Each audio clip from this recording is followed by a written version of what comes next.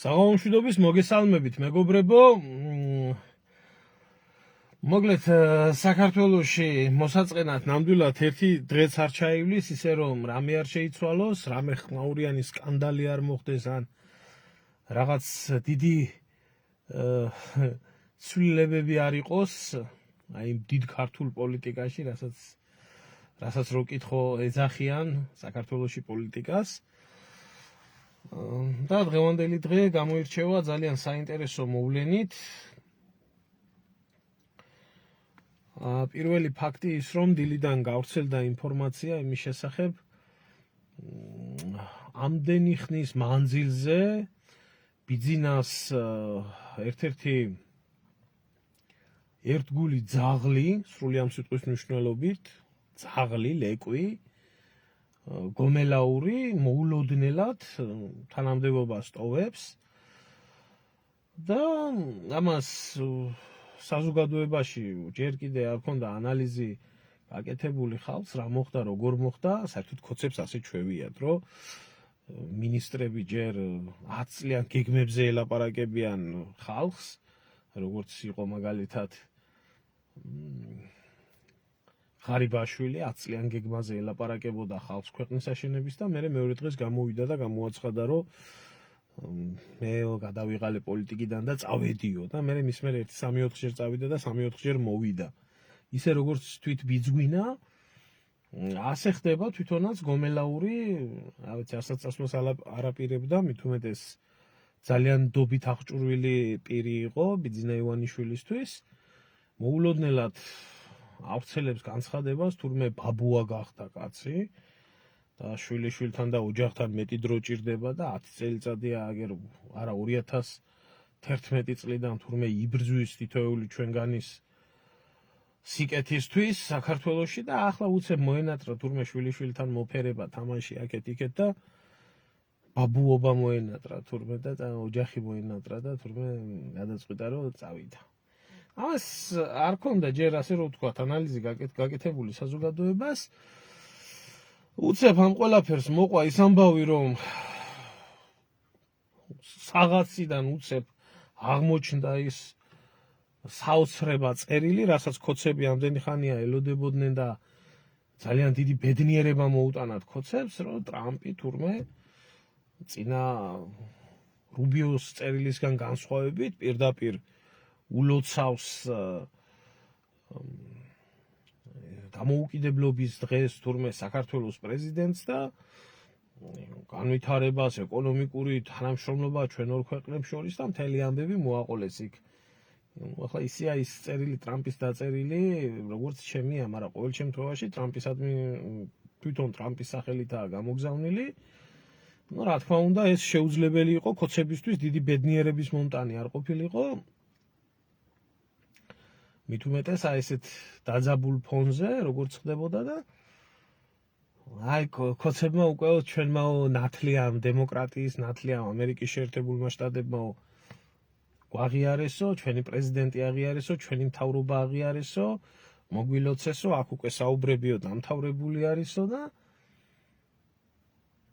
უცებ იქ ამერიკის საელჩო გამოხდა, რომ ჩვენო კაცო ბიძინასო ამდენჯერ შეხვედრას თავაზობდითო, გვინდოდაო ბიძინასთანო მოლაპარაკებებიო, რაღაცეები აქეთ-იქეთო და მაგრამო აიო ბიძინაო არ შეგხვდაო ჩვენო რა და ამაში არისო საქმის ვითარებაო, რომ ჩვენ კი გვინდოდაო საქართველოსთვისო და ამერიკის მთავრობებს შორისო თურმე დაგვემყარებიაო ყველაფერიო ნორმალურად, აი ბიძინამო ვარი თქო. მოკლედ ერთი დიდი ვაკხანალია, მე ამას კიდე ბიძინას პასუხი მოყვა წერილად და წავიდა ერთი ბლა ბლა ბლა, ამ დროს დამასანქცირეს, იმ დროს დამასანქცირეს.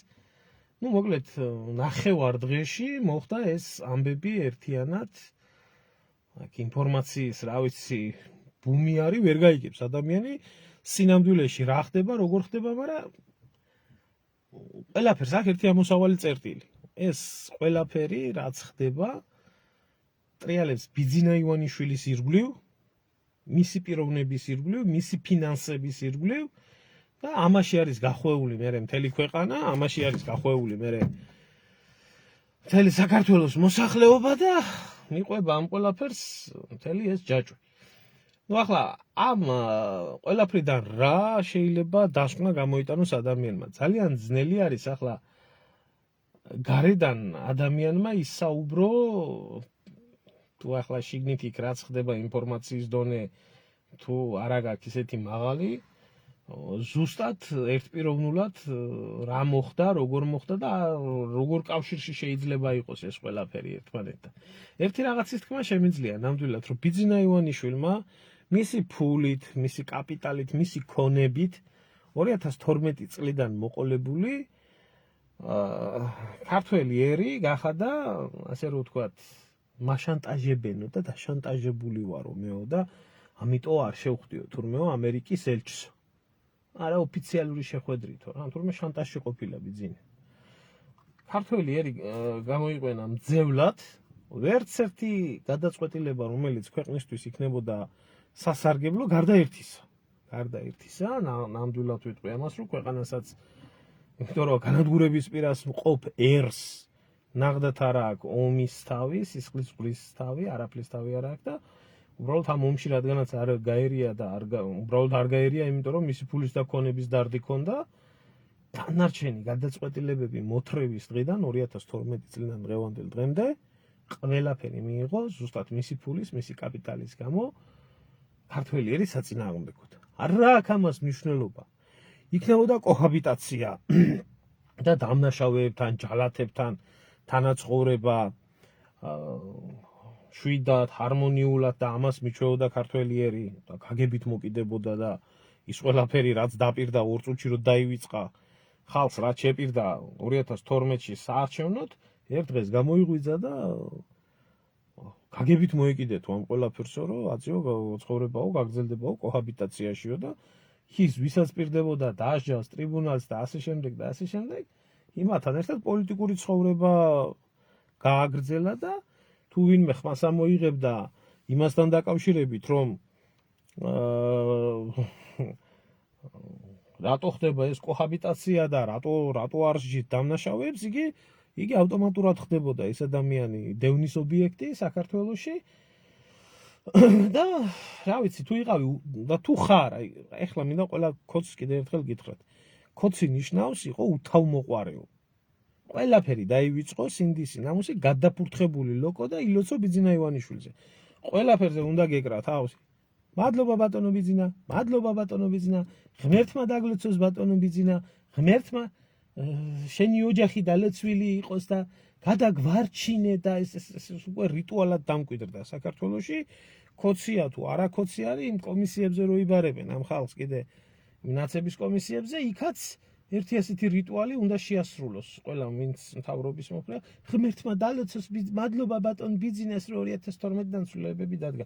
აბსოლუტურად ყველაფერი ეს კლოუნა და მოყოლებული 2012 წლიდან დღევანდელ დღემდე და ახლაც რაც მიმდინარეობს, ეს ყველაფერი არის ბიძინა ივანიშვილის ფულის, ბიძინა ივანიშვილის ქონების თავარი ამოსავალი წერტილი.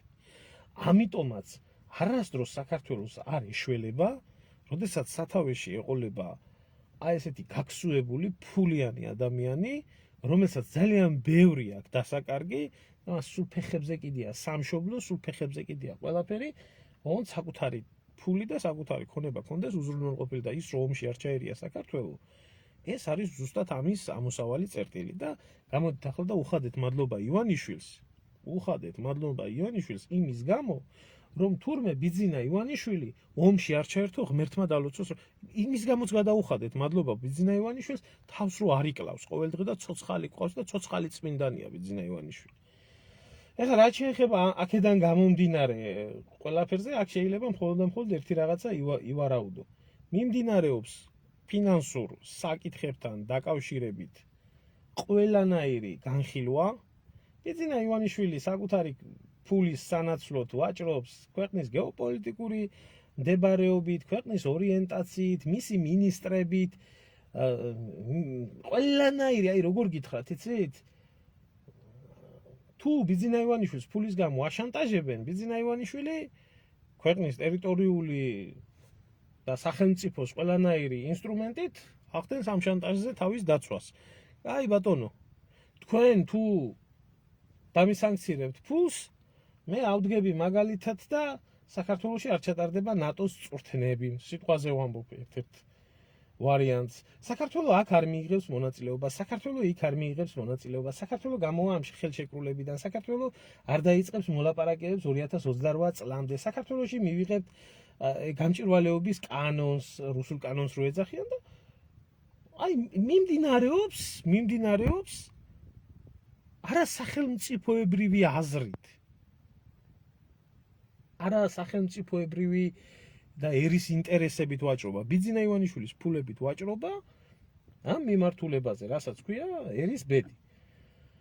რაც შეეხება გომელაურის განთავისუფლებას, მე პირადად სიმართლე გითხრათ, ჩემთვის პირადად, აი, რა თქმა უნდა, ეს ძალიან კარგი არის და ჩემი მდგომარეობიდან და ჩემი ოჯახის, ჩემი ძმის მიმართებაში რაც ჰქონდა ამ ნაძირალას, ამ ვირთხას ჩადენილი და რასაც აკეთებდა და როგორ გვდევნიდა, ბატონო, მისასალმებელია, მაგრამ ახლა თხა არა ვარ, სიმართლე გითხრათ, რომ დავიჯერო მარტო გომელაურით ხდება, თხას უკრეს, უთხრეს მგელი მოკდაო და თხამ ნავარდიქნა გაიქცაო, თხაო რა გაგხარებია, განასამგლეთი დაიქცა, იმას რომ ლეკვები დარჩა, ისინიც მგლებად მაიქცაო. ერთი არსად არ მომკვდარა და ისინი არსად არ წასულან. მგლებითაა სავსე მთელი საკოცეთი მაგ, მაგრამ საერთო ჯამში მაინც აი ამ ლეკვის იქედან მოშორება ისევე პროგნოზირებადი იყო და ისევე მოსალოდნელი იყო, როგორც მომავალში არის მოსალოდნელი რამოდენიმე ფიგურის კიდე იქედან მოძრობა. რომელსაც კოცები ახლა წმენდას უკეთებენ. დაიწყო ეს ყველაფერი საერთოდ ასე ხდება, ჯერ ლილუაშვილის მოძრობით, როტაცია, რომელიც მიმდინარეობდა. გაყო ამას აჭარის მთავრობის, იქ აჭარაში მერების, კობულეთის, ბათუმის, ახლა ზუსტად არ მახსოვს, საკადრო ცვლილება, როტაცია, იმიტომ თქვენ ხوار გგონიათ ეს ხალხი, ეს საერთოდ გუბერნატორის პოსტი საერთოდ არაკონსტიტუციურია, რომელიც არსებობს, გუბერნატორის პოსტი, რომელიც არსებობს ქვეყანაში. გუბერნატორები ესენი არის ჩვეულებრივი სუსის დანამატი ელემენტები, რომლებიც სახელმწიფო ხელისუფლების ასე რომ ვთქვათ, არაკონსტიტუციური ფორმით ქვეყანაში პარტიის ძალაუფლების გამყარებას ემსახურებიან და იმართებიან უშიშროებიდან. მოყვა გომელაურის ამბავი და მიაყოლეს ეს, რა ქვია, გომელაურის დანიშნული კადრები, ვინც იყო. ახლა მიაყოლეს ესეც. და არ ვიცი ახლა იმ ახალმოსულ ადამიანზე ვერაფერს ვერ ვიტყვი, არ ვიცი შესახებ არაფერი, ერთი ბიოგრაფიას გადავხედე და ერთი რამის თქმა მინდა, რომ ის პიროვნება, ვინც ახლა უნდა გახდეს მინისტრი, ბიძინა ივანიშვილის პირადი დაცვიდან არ მოდის. სახელმწიფო სტრუქტურებში მუშაობდა და სახელმწიფო სტრუქტურების ასე რომ ვთქვათ, კადრი არის, დაიწყეს ატყდა ერთი ნაცებიდან მოდის და სისულელია ყველაფერი, კაცო, ახლა ნაცების დრო იყო თუ ვისი დრო იყო, შევარდნაძის დრო იყო, სახელმწიფო სამსახურში შეიძლება არსებობდეს ადამიანი, მუშაობდეს და აკეთებდეს სახელმწიფო საქმეს.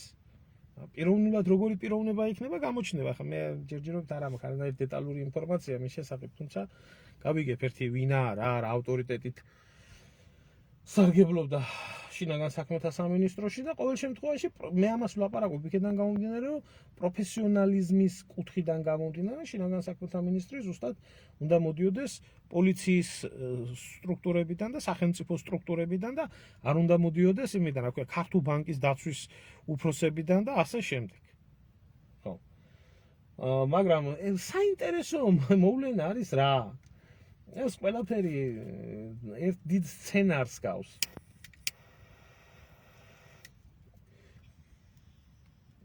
ნელ-ნელა იქნება, გამოჩნდება რა დროთა განმავლობაში, არ დაიმალება ეს ყველაფერი, იმიტომ მართალია ესენი ნიჭიერ სცენარებს წერენ ხანდახან, მაგრამ მაინც ერთ თვეში და თვენახევარში მაინც ხდება ამ ყველაფრის გამოაშკარავება. რაღაც ძალიან საიჭრო დაემთხვა გომელაურის გადაყენებას. გომელაურის გადაყენებას ის ბაჩიაშვილიო თუ ის რა გვარია, ივანიშვილი რო გაქურდა და ვითომ ქვეყნიდან რო გაიქცა და მერე იმაში რა ქვია, ქვეყანაში რომ თურმე აზერბაიჯანის და სომხეთის საზღვარს რო ვერ გაცილებია და იქ იყო თურმე თქვა პალატკაში იყო წამოწოლილი სადმე და იმის დაკავება, ჩამოყვანა, დაჭერა, მდუმარება, რო თურმე ვარამდე კაცი 27-24-ზე მაშინ და რქვია ტელევიზორებში ტლიკინებდა, ამას იძახოდა, იმას იძახოდა, მისი ასე დაკავება და მილოცვა ამ ყველაფრის ახალი უშიშროების შეფსე. რომ თურმე რა მაგარი არის ოხანაშვილი, ჯერ არ მოსული კაცი უკვე თურმე და საინტერესო ერთი მოვლენა კიდე დაზვერვის სამსახური უერთდება სუსის სამსახურს. მოკლედ არ ვიცი ბესიკ, არ ვიცი, ვერ გეტყვი რას ფიქრობს, როგორ ფიქრობს. არა მაქვს ინფორმაცია სიმართლე გითხრა, არა მაქვს ამ ადამიანზე, არიან იქ ადამიანები, რომელი ადამიანებიც მართლა მონაწილეობდნენ ბევრ ცუდ რაღაცაში და აქედან გამომდინარე, არ ვიცი. მე ახლა კომენტარებით და ამით და იმით ვერ ვიმსჯელებ ამ ყველაფერზე, იმიტომ რომ არასერიოზულად გამოადა. მოვიძებ ერთი ინფორმაციას მაგ ადამიანის მიმართ და შინაგან საქმეთა მინისტრი უნდა იყოს. სამინისტრო, რომელზეც დგას სახელმწიფოს საზოგადოებრივი ცხოვრების ვერტიკალი და ნახავთ აბა როგორი იქნება. ზაზა მე ვსაუბრობ ნორმალური ადამიანებისთვის და არანორმალური ადამიანებისთვის არ ვსაუბრობ. ნახოთ ახლა გამოჩნდება ვინ არის, რა არის და როგორი არის. ეს იქედან გამომდინარე რომ დიდად ჩვენ ქვეყანაში რო არაფერი არ შეიცვლება ამას რა თუნდა ლაპარაკი, სანამ არ შეიცვლება ბიძინა ივანიშვილი თავისი ფულებით. და სანამ არ იქნება ეს კაცი მოცილებული საერთოდ ყველანაირ აი საქართველოდან გასაგდებია ეს ფულები დასახევია ყველაფერი და წავიდეს არ იმსახურებს ეს ადამიანი იმიტომ რომ ბიძინა ივანიშვილმა გაათახსირა ქვეყანაში ყველაფერი მისი ჩრდილში ყოფნის დროს აი მეცენატი რო იყო და ღმერთმა დალოცოს ბატონო ბიძინა სამებას რო აშენებდა და სინამდვილეში ნაციონალური მოძრაობის პირველი დამფინანსებელი იყო ერთი ქალბატონი ვიცი ეს ქალბატონი ქოცი არის ქალბატონი მარინა რომელსაც ძალიან გულზე ხვდება როდესაც ვლაპარაკობ მე ქოცებზე და ბიძინაზე სიმართლეს რა იყო ქალბატონო მანანა თუ მარინა ტყილს ვამბობ იმას რომ ბიძინა ივანიშვილი აფინანსებდა იმას რა ქვია მიხეილ სააკაშვილს ნაციონალური მოძრაობის მთავრობას ივანიშვილის პოლიციას უშიშროებას სააკაშვილის ცოლს მის ბიზნესებს და ასე შემდეგ ჩამოთვალო მთელი ეს ყველაფერი აწვდიდა იარაღს აღჭურვილობას მსგავს ყველაფერს რომლითაც მე ხალხი იხოცებოდა ის 150 ახალგაზრდა ის ბიძინას ფულებით აშენებული ციხეები სადაც აწამებდნენ და ბიძინა ამის შესახებ არაფერი რო არ იცოდა. შენ ხო გოუჩდი მამაშენს ბრძენი. ხო ახლა რა უნდა გაგიკვირდეს ვიღაცა სისტემაში თუ მუშაობდა როცა ეს კაცი იყო ნაცი, პირველი ნაცი იყო ბიძინა ივანიშვილი. ტყილს ვამბობ რამე ეს? არ იყო ასე? ტყილს ვამბობ, ხო ასე იყო. თვითონ ხო აქ მისი პირით ნაღიარები. როდესაც მოეთრია 2012-ში ბიძინა ივანიშვილი გამოდგა პირველი კრუხი, რომელიც გადაეფარა წიწილებს.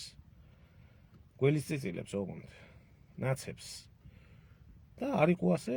არ გამოაცხადა კოჰაბიტაცია და ასე შემდეგ და ასე შემდეგ. ბიძინა ივანიშვილმა არ მოათრია გინდა წინა პრეზიდენტი, გინდა მეორე პრეზიდენტი, ეს რა ქვია ის.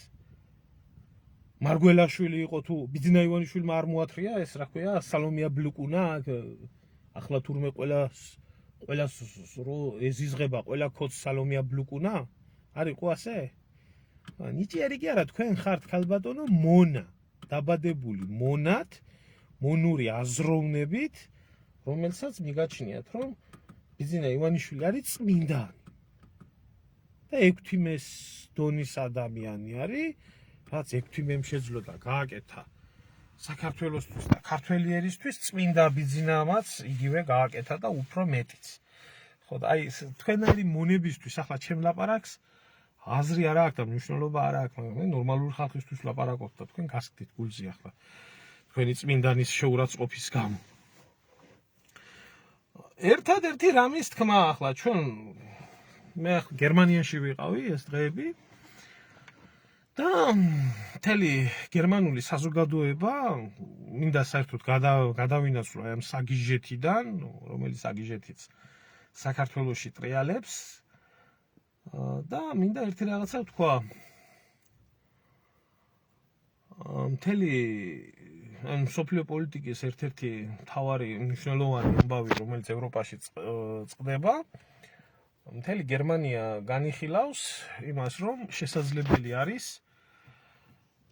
გადაცემული იქნას უკრაინული მხრისთვის გერმანული რაკეტები, ტაურუსები, რომელი რაკეტების გადაცემაც შოლცის მთავრობამაც კი ვერ შეძლო. მიუხედავად იმისა, რომ ჭირის დღესავით ეს იზღებოდა პუტინი და რუსეთი და ვერ გაბედა ეს ყველაფერი გაეკეთებია მარტივი მიზეზიდან გამომდინარე, იმიტომ რომ ეს ისეთი იარაღი არის, თუ კი ოფიციალურად ამ იარაღის გამოყენებაში არ ჩაერია გერმანული მხარე, ამას უკრაინელები დამოუკიდებლად ვერ შეძლებენ. მისი ტექნიკურ-ტაქტიკური მონაცემებიდან და მისი სპეციფიკიდან გამომდინარე. ანუ ამ იარაღის გადაცემა უკრაინაში ნიშნავს იმას, რომ გერმანია პირდაპირ ჩაერევა თავისი იარაღის გამოყენებით იმაში, რა ქვია, უკრაინის ომში.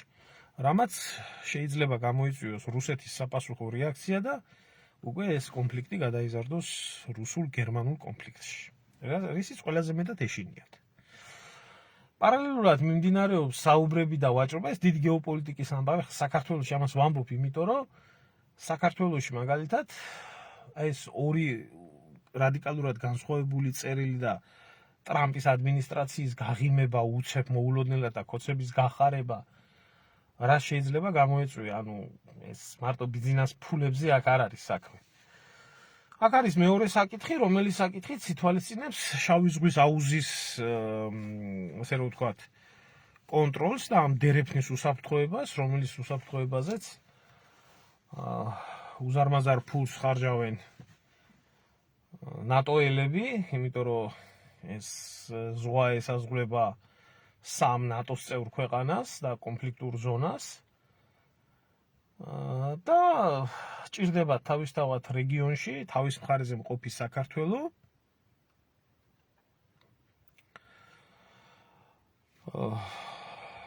ხო, მესმის გიორგი, მესმის, ზუსტად მასე იყო და ზუსტად მასე არის, ანუ აქედან გამომდინარე, ხო, შესაძლებელი არის ეს მსოფლიო გეოპოლიტიკის რაღაც ცვლილება ტრამპის ადმინისტრაციის მხრიდან მომხრეების მიზიდვა შავი ზღვის აუზის კონტროლთან დაკავშირებით შეიძლება იქნას შეცვლილი მიდგომები და ამაში მოყვეს ბიზნეს ქონება დადებითად. გარე პოლიტიკის გარეშე ჩვენთან არაფერი არ წყდება, აქ ზოგ-ზოგი ერთებს გონიათ, რომ მარტო ეს იყო და ის იყო. თუმცა იმასაც არ გამოვრიცხავ მე, რომ დრო და სივრცეში დამთხვეულიყო ის, რომ ბიზნეს წამოსდილი ლეკვები აგერ-ეგერ გაღალატებულიყვნენ. 100% ამაზე საუბარი ძალიან ძნელია, მით უმეტეს, როდესაც პირდაპირ მყარი მტკიცებულება არ არსებობს. ერთ-ერთი ამბავი შეიძლება იყოს ესეც. ამიტომ ამდენი ინფორმაცია, რომელიც ერთ დღეს ერთდროულად მოხდა, ერთი მეორის მიყოლებით ძალიან სწრაფად ანალიზს საჭიროებს და დროში და სივრცეში გამოჩნდება ეს ყველაფერი როგორც იქნება. და რაც შეგვეხება ჩვენ ქართველებს, ეს მსოფლიო პოლიტიკა და მსოფლიო გეოპოლიტიკაში საქართველოს როლი უნდა გადავდოთ გვერდზე. უნდა უსმინოთ აგერ ქალბატონ მარინა სოხაძეს, რომელიც ბიზნესზე მლოცველია დღე და ღამე სანთლის დამთებელი და ვილოცოთ წმინდა ბიზნესის შესახებ, რომ რაც შეიძლება რამენაირად დიდხანს გვიმყოფოს, იმიტომ რომ ბიზნესი რომ მოგვდეს საქართველოს დაღუპულია. გიორგი, მეც ეს დღეები ახლა გერმანიაში ვიყავი და ნორმალურ ადამიანებთან, მოაზროვნე ადამიანებთან, თვითონ გერმანელებთან მქონდა უშუალოდ ამ საკითხზე საუბარი, რომლებიც კარგად გარკვეულები არიან ამ ყველაფერში და ყველა ფიქრობს იმას, რომ მერცმა შეიძლება დაღუპოს გერმანია თავისი ქმედებებიდან გამომდინარე, რამაც შეიძლება გამოიწვიოს დიდი გლობალური კრიზისი გერმანიის მონაწილეობით. აი, გერმანია თუ ჩაება ამ ომში, ჩათვალეთ, რომ მაშინ მესამე მსოფლიო ომი ხელში უჭირავს შიგ ევროპას. და არა მარტო შიგ ევროპას, მთელ მსოფლიოს. მოკლედ, აი ამის თქმა მინდოდა, თუ ვინმეს რაიმე კითხვა გაქვთ, მაგრამ იმდენად ბუნდოვანი არის ეს ყველაფერი, ცოტა ძნელია ამ ამბავთან დაკავშირებით საუბარი. ერთადერთი ლოგიკური ახსნა აქვს ამ ყველაფერს,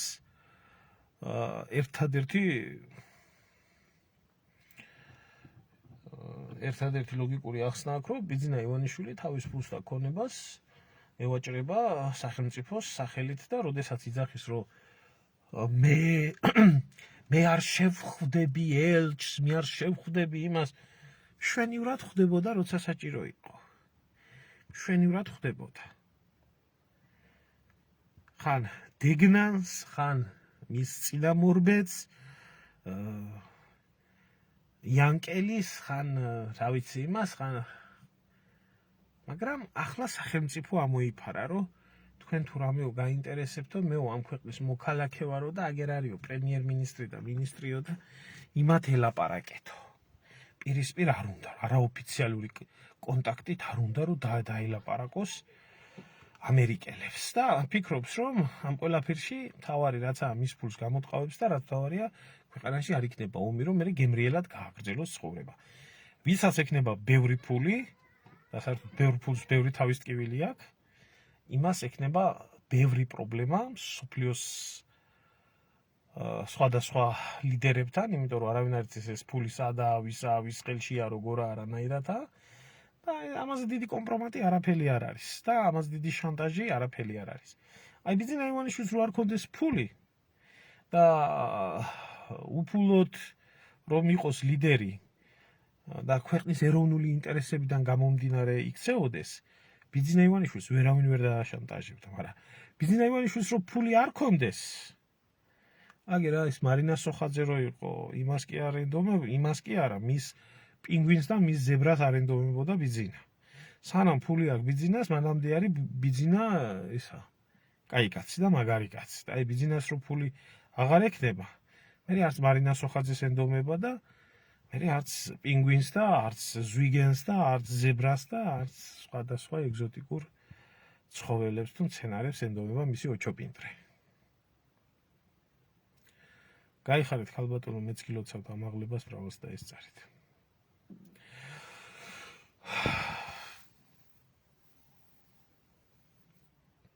ნუ მოკლედ ესეთი ამბებია, რანაირად უნდა დაღუპოსო?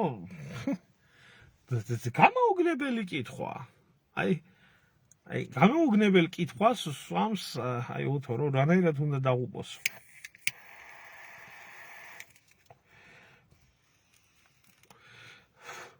შეკაიდეთ მამიშვილო. ბოლო პერიოდში რუსეთის გაახლებული ბირთვული დოქტრინა არ გაგიგია? თუ დაავიწყდა ყველას და ყველაფერს. სადაც შავი თეთრზე არის ჩაწერილი.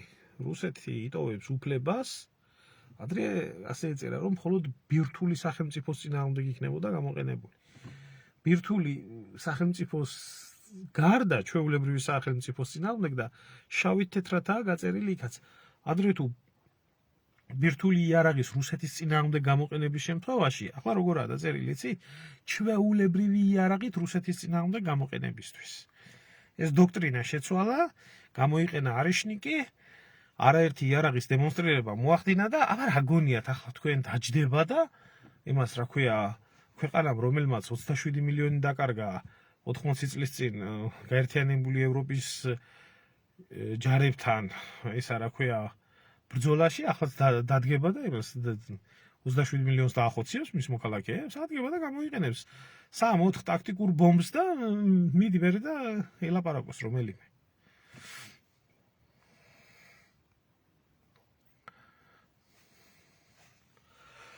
ნუ მადლობა ღმერთს, რომ საქართველოს პოლიგონად გამოყენების შემთხვევაში, როგორ გითხრა, იცი, მადლობა უფალს, რომ საქართველოს ტერიტორიაზე ბირთვული ობიექტები არ არის. არც არავინ აპირებს ბირთვული იარაღის განთავსებას, მიუხედავად იმისა, რომ შალიკო ნათელაშვილი ითხოვდა ბირთვული იარაღის განთავსებას საქართველოში. ტაქტიკური ბირთვულისო და ახლაო სტრატეგიულიცო განათავსეთო და ასე შემდეგ და ასე შემდეგო.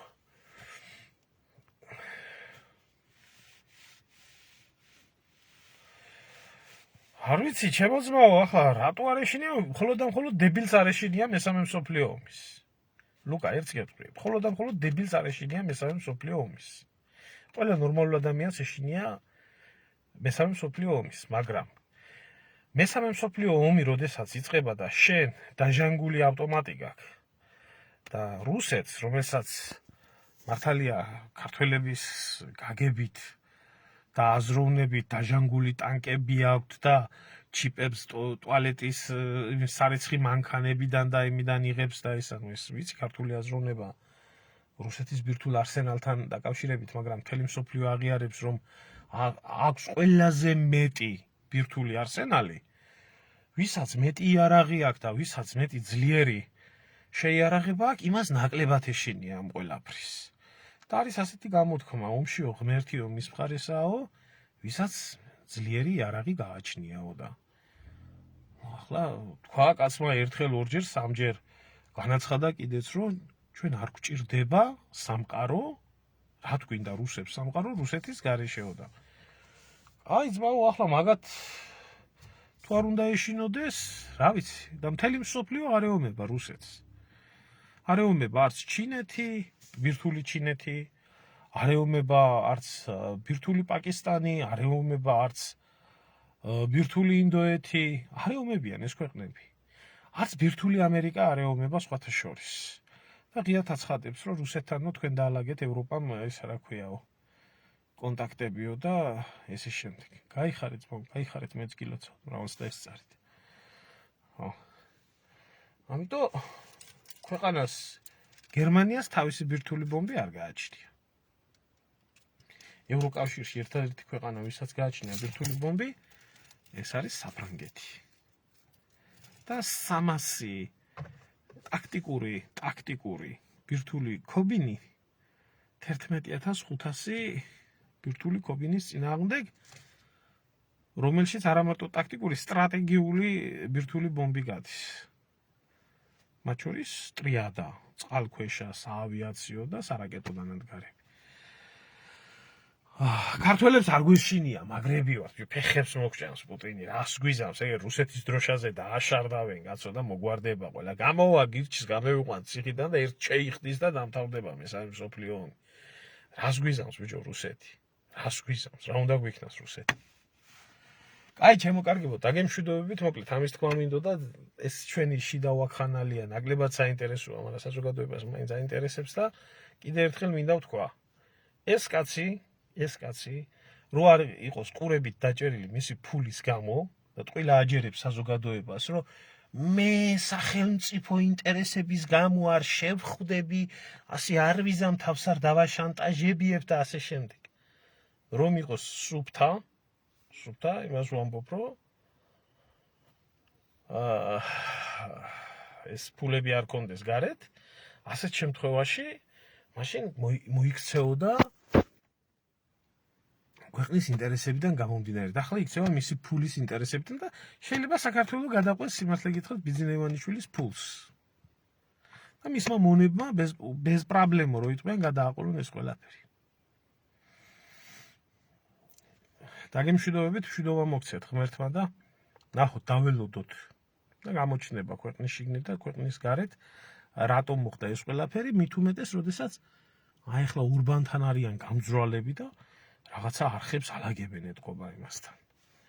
ურბანით ჩერეს იმასთან, რა ქვია, ტრამპაცუმპასთან და ნახოთ, თუ არა ჯერ ქოცების პროგნოზები არ ამხდარა, რომ ჩვენ რო არჩევნებს მოვიგებთ, უკრაინაში ომი წლის ბოლომდე გაგრძელდეს, მერე იქ დონალდ ტრამპის ადმინისტრაცია მოვა და ტრამპთან დავალაგებთ ურთიერთობას და მერე წავა მშვენიერი ცხოვრება და კომუნიზმში შევალთ, ჯერჯერობით არც ომი დამთავრებულა და არც ტრამპთან დალაგებულა არაფერი და არა მაქვს იმედი სიმართლე გითხრათ. არა მაქვს, კიდე კარგ ახალს. რომ ომი დამთავრდება და ესენი რისი ტრამპთან დავლაგებლები არიან, საკუთარი ლანდის ეშინიათ. კარგად ზანდებოდეთ.